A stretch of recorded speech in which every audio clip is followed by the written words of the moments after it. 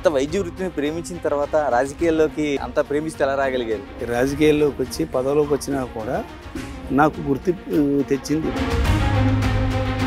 జగనన్న ఇళ్లలో అనేక చోట్ల అనేక అక్రమాలకి విమర్శలకి తావిచ్చింది, కానీ ఆ పర్చేజుల్లోనూ డీల్స్లోనూ కూడా నేను కూడా ఎప్పుడు కూడా రాజమండ్రి నుంచి అనపర్తి వచ్చే కాలువ రోడ్డు కోసం అంటే చాలా కాలంగా అభివృద్ధికి నోచుకోకుండా ఉంది. 10-15 కోట్లు వర్క్ చేసి 30-40 కోట్ల వరకు కూడా డ్రా చేసి బ్లాక్ లిస్ట్లో కూడా పెట్టడం జరిగింది. అవినీతి పైన అనపర్తిలో అనేక ఆరోపణలు వినిపిస్తున్నాయి. ఇప్పుడుండే ఈ గ్రావెల్ రోడ్స్ ఏంటి, లక్షల కోట్ల రూపాయల అవినీతి ఆరోపణలు ఏంటి? తన హయాంలో తనకి అమౌంట్లు ఇచ్చారు, వాళ్ళందరూ కూడా డైరెక్ట్గా వీడియోలు కూడా రిలీజ్ చేశారు.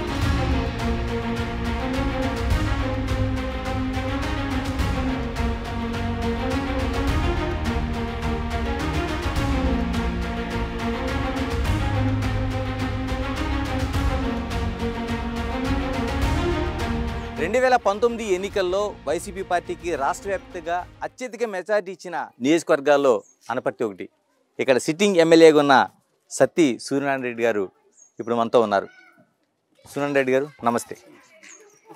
అంటే అందరూ ఎన్నికల ప్రచారంలో జెండాలు పట్టుకొని తిరుగుతున్నారు. మీరు అభివృద్ధి పనులకి అక్కడ ఉండే స్థానికులతో కలిసి ఓపెనింగ్లు, వాళ్ళకి ఏ సౌకర్యాలు కావాలని చూస్తున్నారు. కారణం ఏంటంటే జెండాలు పట్టుకున్నా పట్టుకోకపోయినా ప్రజల మనసుల్లో ఉంటుంది. ఏ పార్టీ వచ్చిన తర్వాత మనకి అభివృద్ధి చెందింది, ఏ ఎమ్మెల్యే వచ్చిన తర్వాత అభివృద్ధి చెందిందా అన్నది ప్రజలందరికీ కూడా తెలుసండి. వాళ్ళకి ఏంటంటే ఎవరి హయాంలో ఏ అభివృద్ధి జరిగిందా అన్నది వాళ్ళకి తెలుసు. కాబట్టి ఎవరిని ఎన్నుకోవాలో కూడా వాళ్ళకి తెలుసు. జెండా ఉన్నా లేకపోయినా వాళ్ళకి మనసుల్లో ఎప్పుడూ కూడా వైఎస్ఆర్ కాంగ్రెస్ పార్టీ, అదేవిధంగా జగన్మోహన్ రెడ్డి గారు మాత్రం వాళ్ళ హృదయాల్లో ఎప్పుడూ కూడా ఉంటారు, ముఖ్యంగా పేద ప్రజలు. ఇక్కడ చూస్తే ఈవేళ శంకుస్థాపనలో ప్రారంభోత్సవాలు చేసే ప్రాంతం అంతా కూడా ముఖ్యంగా బీసీలు ఎక్కువగా ఉన్న ప్రాంతం, ఈవేళ తిరిగే ప్రాంతం అంతా కూడా గత 40-50 సంవత్సరాల నుంచి కూడా అభివృద్ధికి నోచుకొని ఎన్నో రోడ్లు, డ్రైన్లు అన్నీ కూడా వైఎస్ఆర్ కాంగ్రెస్ పార్టీ అధికారంలోకి వచ్చిన తర్వాతే చేయడం జరిగింది.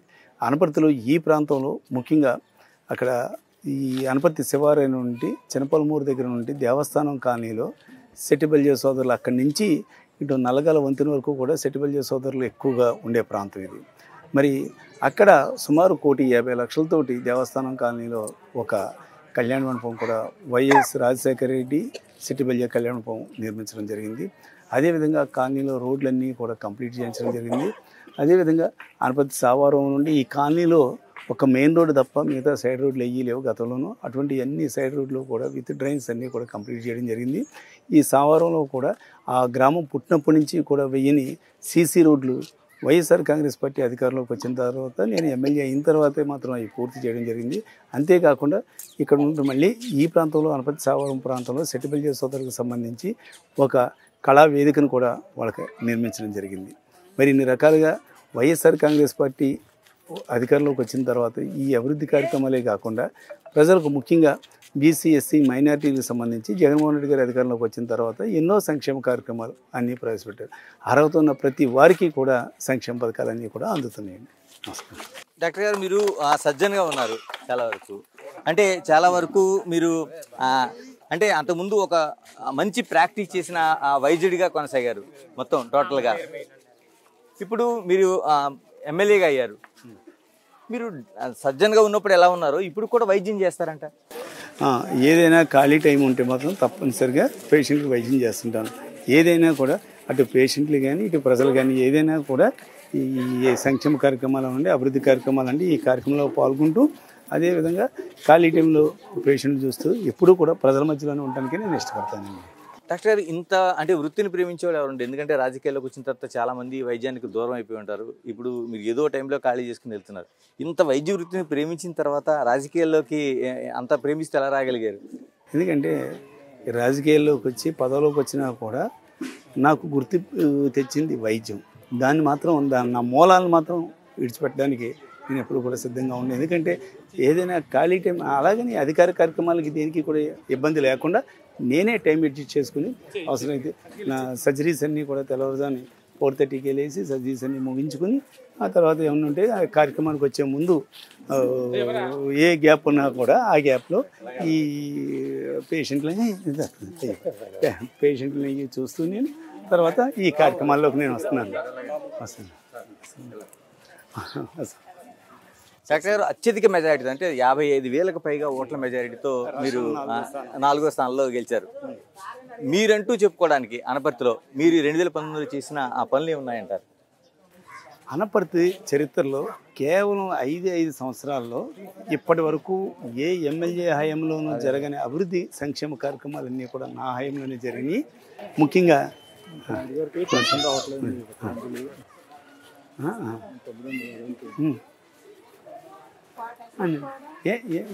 పెట్టుకున్నారమ్మా లేదా? పెట్టారండి.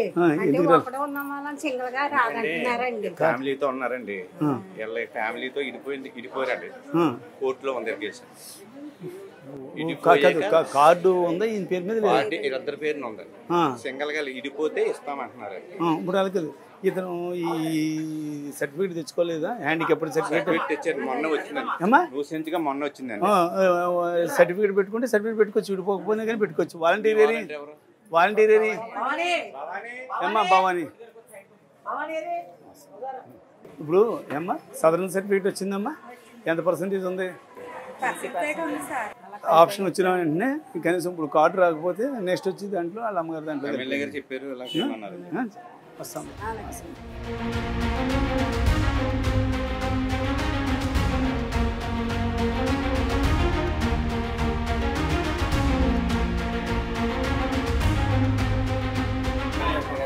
అది పెద్ద వర్క్ మీరు చెప్పబోతున్నారు.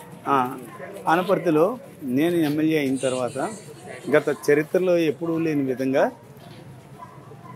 ఈ అనపర్తికి సంబంధించి హై స్కూల్, మేమందరం కూడా చదువుకున్న స్కూలు, సుమారు 3.5 కోట్లతోటి హై స్కూల్ కొత్త భవనం నిర్మించడం జరిగింది. అంతేకాకుండా అక్కడున్న ఆడిటోరియం కూడా, గతంలో వచ్చిన ఆడిటోరియం ఉండేది, ఆడిటోరియాన్ని కూడా గ్రాంట్ లేకపోతే నేను చదివిన స్కూలు ఈ రోజున మేము ఈ స్థితిలో ఉన్నామంటే మాకు విద్యాబుద్ధులు నేర్పించిన హై స్కూలు తప్పనిసరి మా టర్నింగ్ పాయింటే హై స్కూల్. కాబట్టి హై స్కూల్ మీద ఉన్న ప్రేమ అభిమానాలతోటి ఆ హై స్కూల్ కూడా 20 లక్షలతో నా సొంత నిధులతోటే ఆడిటోరియం కూడా నిర్మించడం జరిగింది. అదేవిధంగా గతంలో ఎప్పుడూ లేని విధంగా అనపర్తి చరిత్రలో గత 40-50 సంవత్సరాల నుంచి లేని సీసీ రోడ్లు, ట్రైన్లు అన్నీ కూడా క్లీన్ చేయడం జరిగింది.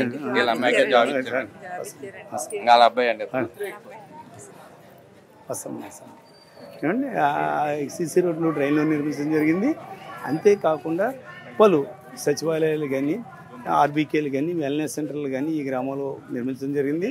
అంతేకాకుండా ఈ గ్రామంలో సుమారు మరి గతంలో అయితే 30 పడకల ఆసుపత్రి ఉండేది.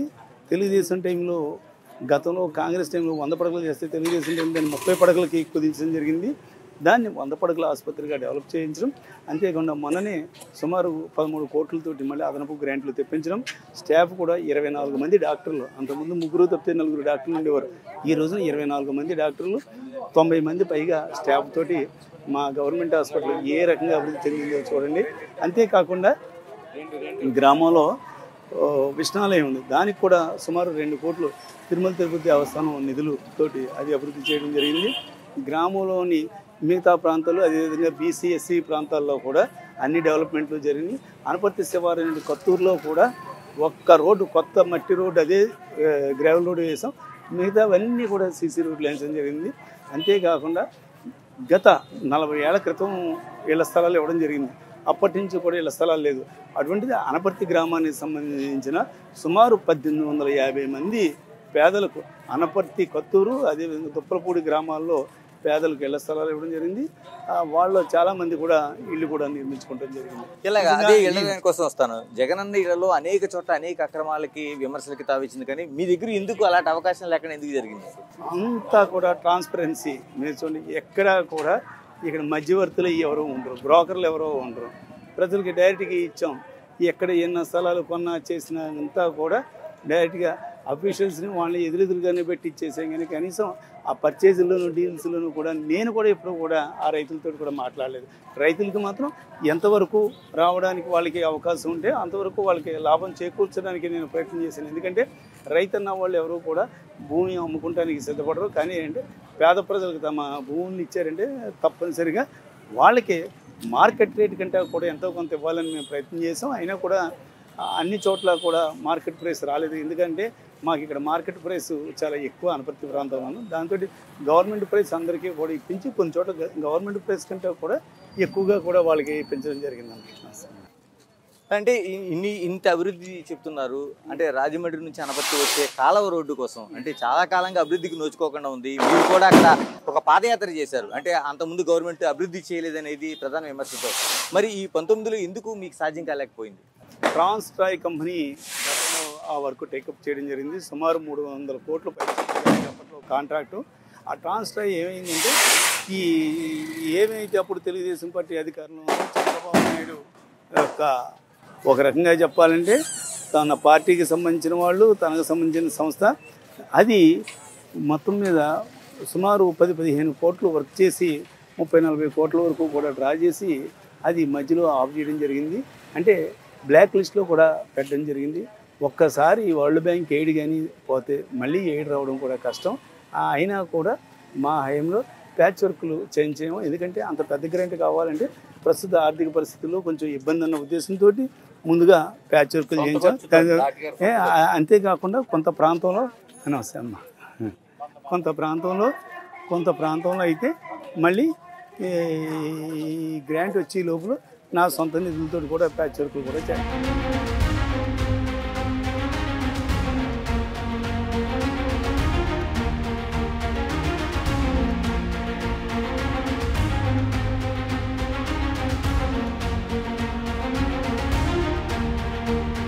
ఈసారి మీరు గెలిస్తే ఆ రోడ్డుకి ఏమైనా డెఫినెట్గా ఎందుకంటే అది నా బాధ్యతే కాదు, అందరి బాధ్యతను, ప్రజలందరికీ కూడా అది చాలా ఉపయోగం. మాకే కాదు, సుమారు 3 పార్లమెంట్లు, అదేవిధంగా 5 అసెంబ్లీ కాన్స్టిట్యున్సీలకి సంబంధించిన అందరికీ ఉపయోగపడే రోడ్డు. తప్పనిసరిగా ఆ రోడ్డుని రాబోయే రోజుల్లో డెఫినెట్గా దానిపైన దృష్టి పెట్టి దాన్ని పూర్తి స్థాయిలో డెవలప్మెంట్ చేయడానికి కృషి చేస్తాం. ముఖ్యంగా దాన్ని డెవలప్ చేయడానికి నేను ముందే చెప్పాను కదా, నిధులు కూడా ఎక్కువ మొత్తంలో రావడం. ఒక్కసారి వరల్డ్ బ్యాంక్ ఇది అయిన తర్వాత వరల్డ్ బ్యాంక్కి మళ్ళీ ఇది పంపించినా కూడా వరల్డ్ బ్యాంక్ మళ్ళీ రెండోసారి శాంక్షన్ ఇవ్వదు. దాంతో అది కొంచెం ఇబ్బందిలో పడింది.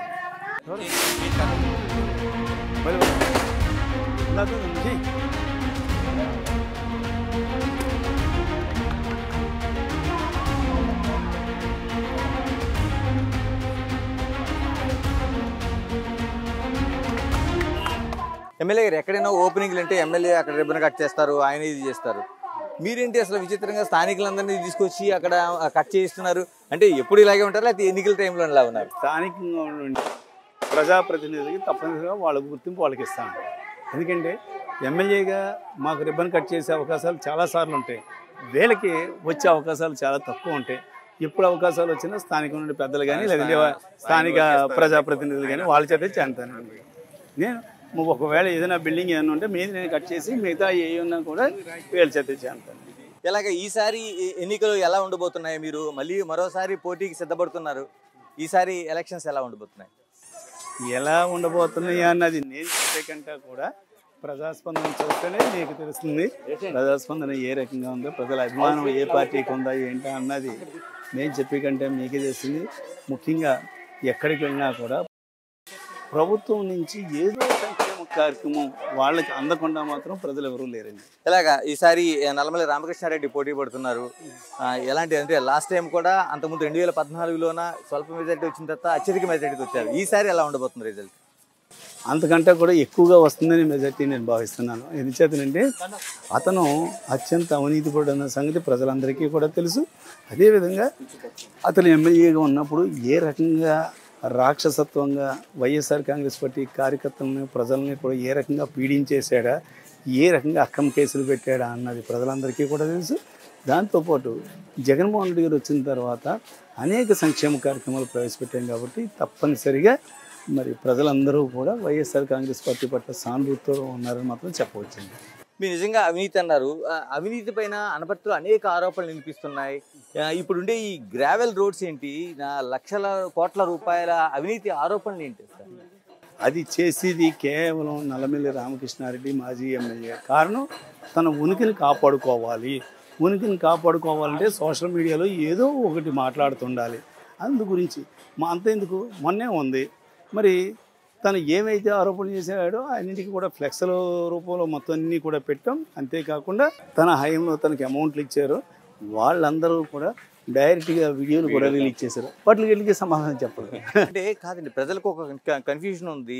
ఆయనేమో మీరు దోచుకున్నారంటున్నారు, మీరేమో ఆయన దోచుకుంటున్నారు. ఒక స్పష్టత ప్రజలకు ఎప్పుడు వచ్చే అవకాశం ఉంది? ప్రజలు ఎప్పుడు కూడా కన్ఫ్యూజన్ లేరు. ఆనపర్తి నియోజకవర్గ ప్రజలందరికీ కూడా తెలుసు.